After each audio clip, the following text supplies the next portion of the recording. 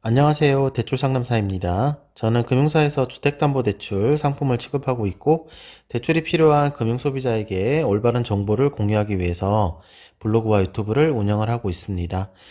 자, 은행 창구에 가서 상담해 보신 분들은 아시겠지만, 연세가 많은 고령자이면서 소득이 없는 무소득자인 경우에는 시중은행에서 대출을 받을 수가 없습니다.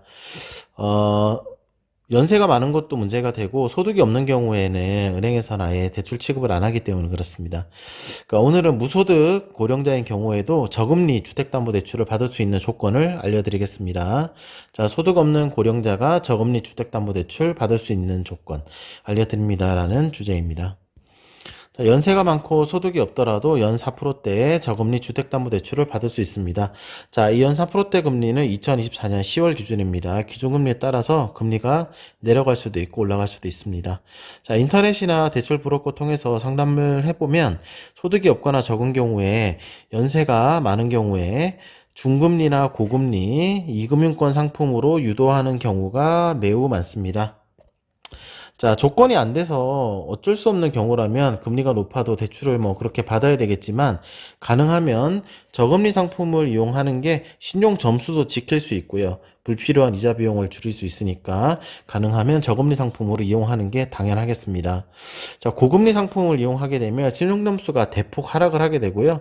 그럼으로써 다시는 저금리 상품을 이용할 수 없게 되는 그런 경우가 많습니다. 자, 저금리 주택담보대출을 이용할 수 있는 네 가지 조건 알려드리겠습니다. 말씀드린 대로 고령자이고 소득이 없더라도 저금리 대출을 받을 수 있는 조건입니다. 자, 첫 번째 조건은 나이스 신용정보 기준했을 때 신용점수가 695점 이상 되어야 합니다. 자, 두 번째는 연세가 많더라도 의사소통, 전화통화 포함해서요. 의사소통이 원활하셔야 되고 글씨 작성이 가능하셔야 됩니다.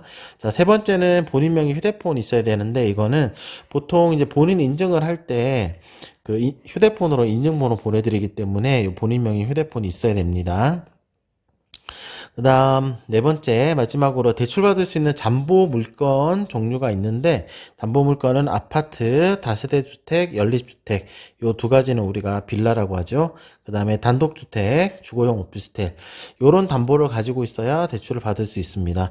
예를 들어서 빌라 지하층이나 다가구 주택을 가지고 있는 경우에는 대출이 안 됩니다. 그리고 담보물건에 불법 증축 등 위반 사항이 없어야 됩니다. 그 위반 건축물로 등록되어 있는 경우는 대출이 안 되겠습니다. 다음은 연세가 많고 소득이 없더라도 이용 가능한 저금리 주택담보대출의 상세 내용 알려드리겠습니다. 자, 대출의 자금 용도는 총 4가지에 있는데요. 자, 주택 구입자금, 매매 잔금 용도죠. 가계 자금, 생활안정 자금 용도입니다. 개인적으로 이제 자금 쓰려고 하는 거죠. 그 다음에 기대출 대환, 기존 대출을 저금리로 갈아타게 하는 거 얘기하는 거고, 임차 보증금 반환, 세입자 퇴거할 때 보증금 반환 용도로 대출을 해드리고 있습니다. 그 다음 대출 한도는 담보물건 기준 시세의 LTV의 70% 이내로 받을 수 있고요. 기준 시세는 아파트인 경우에 KB 시세 또는 감정가격 적용을 하고 있습니다. 그 투기지역 여부 그리고 주택 보유수에 따라서 LTV 한도는 조금씩 달라질 수 있습니다. 그다음에 대출 기간은 최장 40년입니다. 나이 상관없이 최장 40년까지 대출 받을 수 있고요.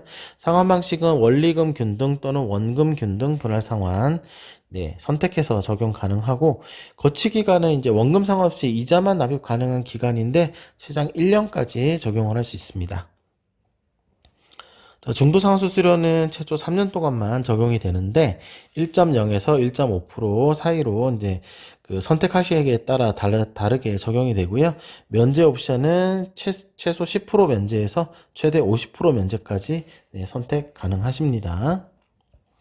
자, 이상 소득이 없는 고령자분들도 저금리 좋은 조건으로 이용할 수 있는 저금리 대출 상품에 대해서 알려드렸습니다. 고정 댓글에 블로그 주소 남겨드릴 거니까요. 추가 궁금한 점 있으시면은 블로그 방문해서 상세 내용 보시면 되고 저한테 질문하고 답변하실 수 있는 답변 드릴 수 있는 채널이 있는데 카카오톡 오픈 채팅이 있고요. 그리고 전화번호도 있으니까 연락 주시면은 답변 드리도록 하겠습니다. 오늘도 좋은 하루 되십시오. 감사합니다.